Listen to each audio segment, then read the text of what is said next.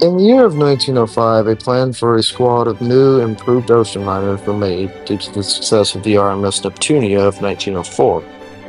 This would include the ships called Levian, Marian, Gigantician, and Ethereum, now known as the Leviathan, Megalith, Galactica, and Eternal. These would be the largest ships in the world, bigger than the planned White Star Line Olympic-class liners. They were going to be fast, but not as fast as the new United States Lines liners. It would be bigger than any other Azurian-Pleiades Star Line ships ever built, from 1862 to 1907. In 1907, the keel of hull number 782, or what would become the RMS Leviathan, and hull number 783 become the Megalith.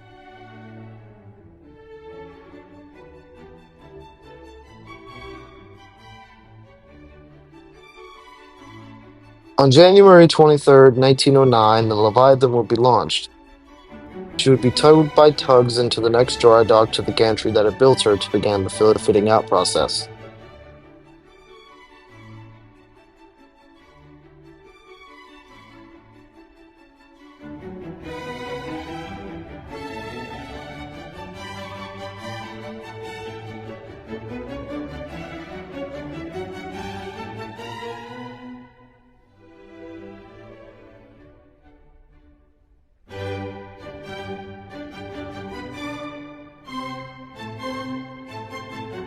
On May 18th of the same year, her sister, the RMS Megalith, would be launched and would begin fitting out next to her.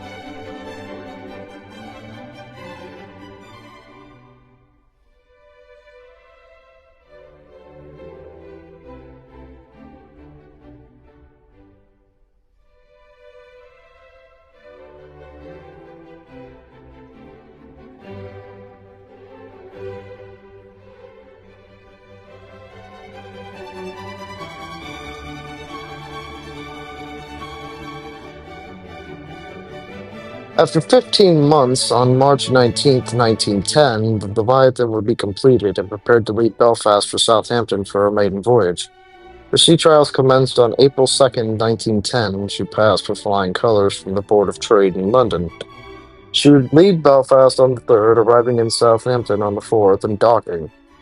As the ship was in Southampton, many photographers came to photograph the ship and her lavish interiors, which were some of the best at the time.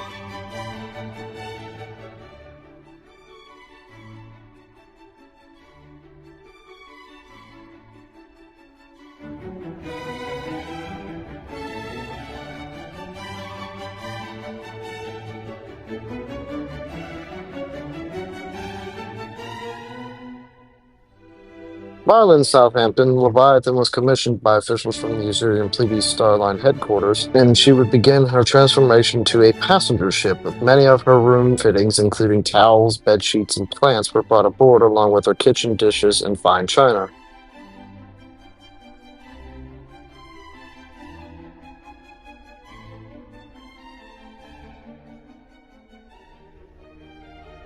On May 30th, after 3.5 years, the Leviathan would finally set sail on her maiden voyage from Southampton to New York, with 2,347 passengers aboard.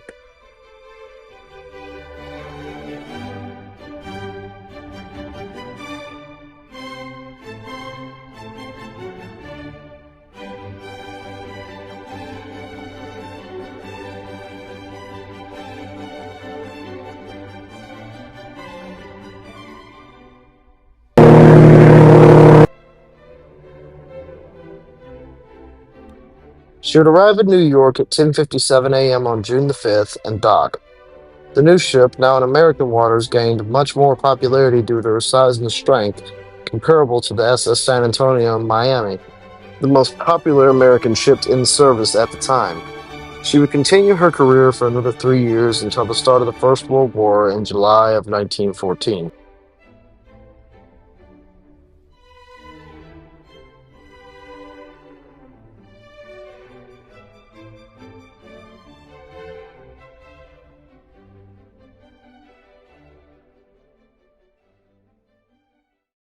By July of 1914, the Leviathan would be requisitioned as a troopship for the British Admiralty. By August 3rd, she was ready and began her service as a troopship. By September of 1917, she had been a troopship along with her sister, the Megalith, and the newer RMS Edwardian, and the ship was due for a break from the war.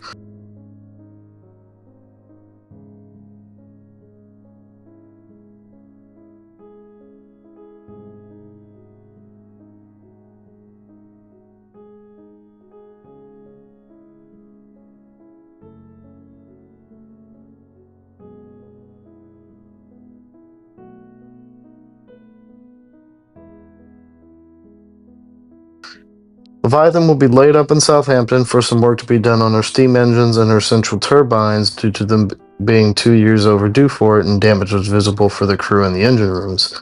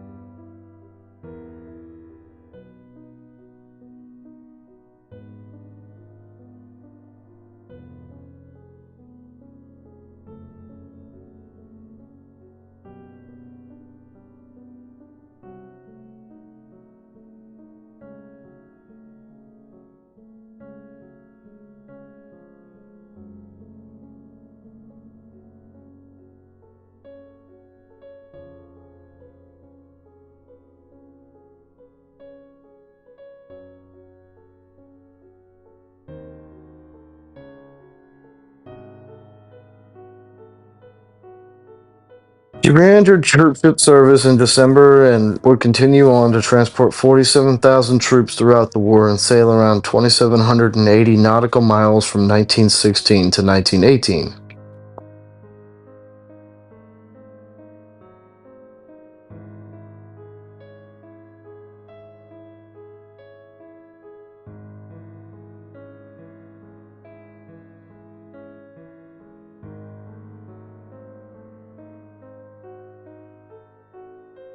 After the war, from December of 1918 to August of 1919, she would repatriate troops from French battlefields and then return to civilian service by February 1920.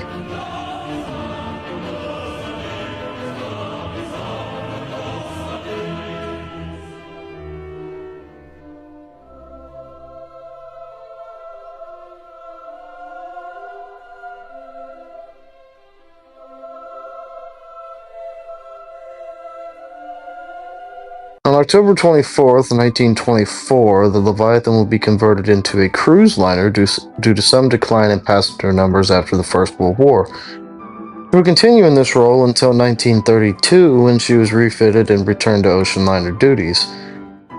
She would begin to do summer cruises to bring more money in during the slower seasons, and would gain more popularity due to her more modernized interior and her new oil-fired boilers, which would keep soot from hitting the third-class passengers and second-class passengers on the promenade decks and the poop deck.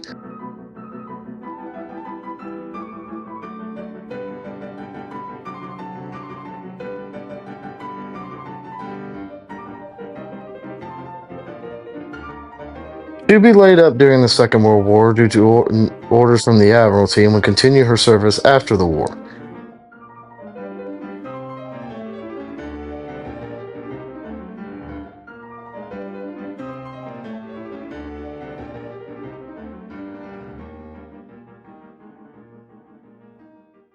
By 1957, with the decline in passenger numbers due to the rise of air travel, the Leviathan was taken out of service and brought to Belfast to begin a massive refit and overhaul to improve her structure in 1960.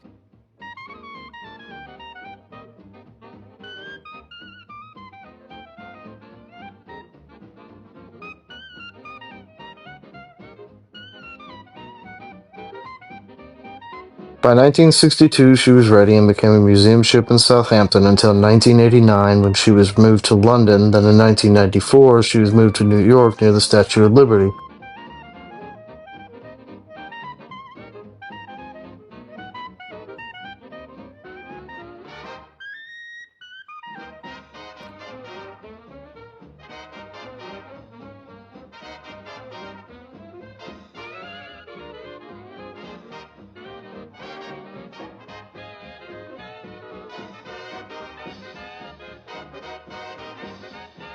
The ship would bring in massive amounts of money for the Azure and Pleiades Star Line, from people wanting to see the grandeur of a Victorian Edwardian era ship fittings and find out how the massive 54,000-ton Leviathan worked during her 47-year career.